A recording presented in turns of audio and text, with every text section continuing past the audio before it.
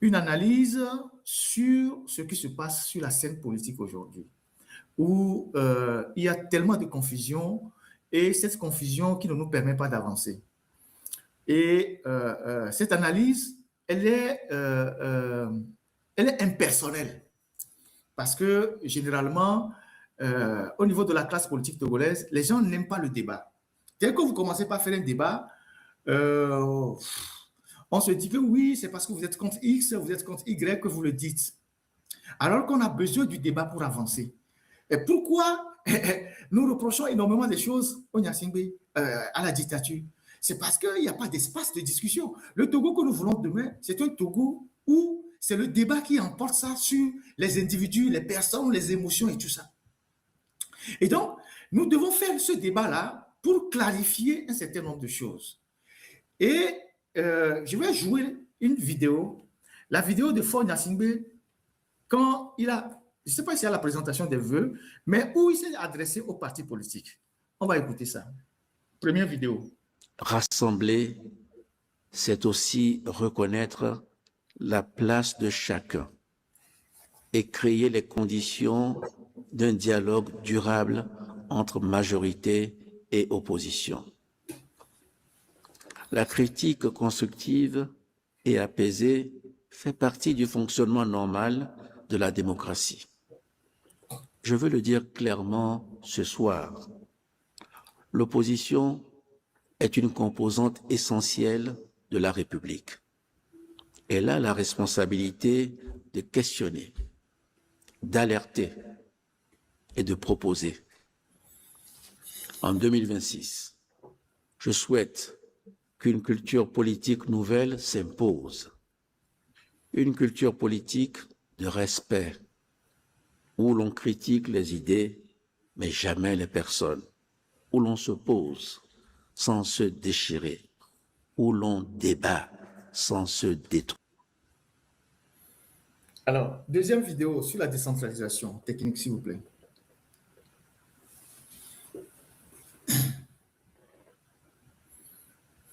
La décentralisation n'est pas un slogan. C'est une manière de gouverner autrement, de reconnaître la diversité de nos territoires, d'aller vers ceux qui sont loin du centre ou de la capitale.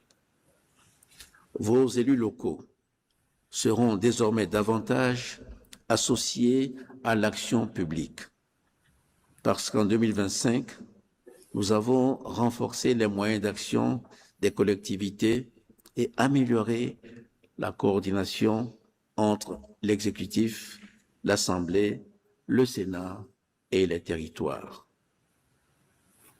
Merci beaucoup à la technique. Alors, tous ceux qui sont dans le combat pour le changement, pour l'alternance, pour tout ce que vous voulez, tout le monde, hein, y compris les partis politiques, habituellement, quand les responsables politiques sont interrogés, en tout cas la plupart, ils disent que nous sommes dans une dictature. Nous sommes dans une dictature féroce. Alors, ça fait 35 ans que depuis la conférence nationale souveraine et l'arrivée du multipartisme, les Togolais se battent pour se défaire de cette dictature-là. Ça fait 35 ans pratiquement que les Togolais se battent pour se défaire de cette dictature. Et pendant les 35 ans, la classe politique, qui elle-même reconnaît que nous sommes sous une dictature, a toujours préféré aller aux élections aux conditions du dictateur. Et à chaque fois, le dictateur se donne les moyens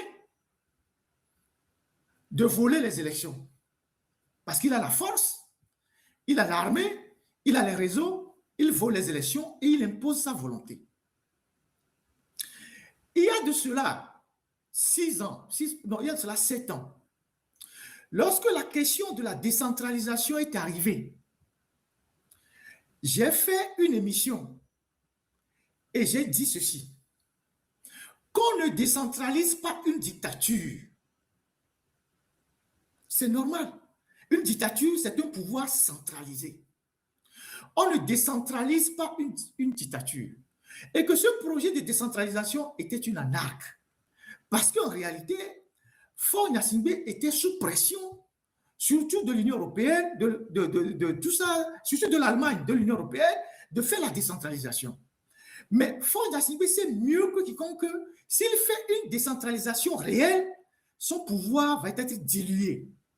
Alors, ils ont conçu les tests pour ne rien perdre de leur pouvoir. Et je disais que ceux qui vont rentrer dans ce jeu de décentralisation, ils vont s'affaiblir. J'ai fait une analyse comme ça, de façon dépassionnée, désintéressée, dépersonnalisée. Vous pouvez retrouver cette vidéo sur Internet, il y a 7 ans. J'ai dit ceci, on ne décentralise pas une dictature. Jamais on a décentralisé une dictature. Si les gens eux-mêmes sont conscients, ils vont sur les radios, ils disent c'est un régime de dictature, c'est une dictature. Alors pourquoi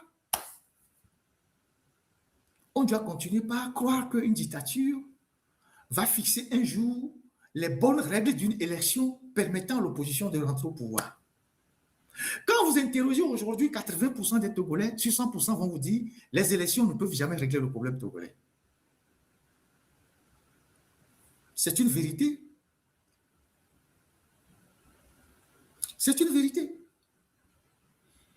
Donc, si les élections ne peuvent pas régler le problème togolais, et si on en est conscient, pourquoi on continue d'aller aux élections et d'entretenir l'illusion que le Togo est un régime démocratique? Parce que dans le premier discours de Faure Gnassingbé, vous avez vu la subtilité avec laquelle il parle de l'opposition. Il dit, dans une démocratie, l'opposition est un acteur fondamental. Il faut privilégier le dialogue. Il faut qu'il y ait l'opposition constructive. Il faut ci, il faut ça. C'est le même Faure Gnassingbé qui fait des élections frauduleuses, qui n'a jamais reçu les opposants, qui n'a jamais rencontré les opposants, qui n'a jamais discuté avec les opposants sur la vie de la nation. Mais il vient dans un discours de manière subtile et il dit, oui, maintenant, il faut compter avec l'opposition, il faut que l'opposition fasse des apports constructifs, tout et tout, et tout, et tout, et tout, et tout. Vous avez compris ce qu'il voulait faire? Cette portion qu'il a servi là, vous avez compris le jeu qu'il est en train de faire? Vous avez compris le jeu qu'il est en train de faire? Voilà. Maintenant, il va dans la décentralisation. Il dit oui, la décentralisation dans sa seconde phase va donner beaucoup de pouvoir aux élus locaux et tout, et tout. Je vais revenir sur la décentralisation tout à l'heure. Et donc, c'est tout ça aujourd'hui qui entraîne la confusion et crée des problèmes. Parce que Faure Gnassingbé, il a même retiré au peuple togolais le droit de vote. C'est-à-dire, sa dictature a pris encore une autre proportion. C'est-à-dire, il s'est arrogé tous les pouvoirs. Avant la constitution de la 5e République, le peuple avait encore un petit pouvoir pour choisir ses dirigeants, même si les élections sont volées après. Mais aujourd'hui, il a retiré même au peuple sa capacité ou son droit de choisir ses dirigeants. Il a retiré ça au suffrage universel. Il a pris ça. Et il s'est approprié tout ça. Donc, on a viré même carrément dans une autocratie.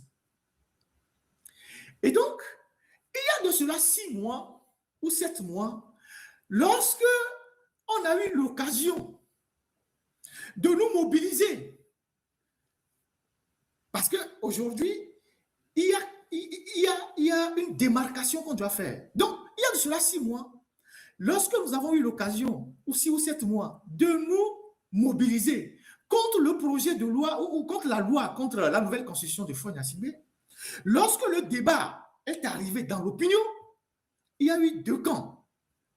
Il y a eu ceux qui ont dit, nous n'allons pas faire la révolution populaire. Nous, on va aller aux élections législatives et après, on va aller aux élections municipales. C'est vrai ou faux? Lorsque l'occasion a été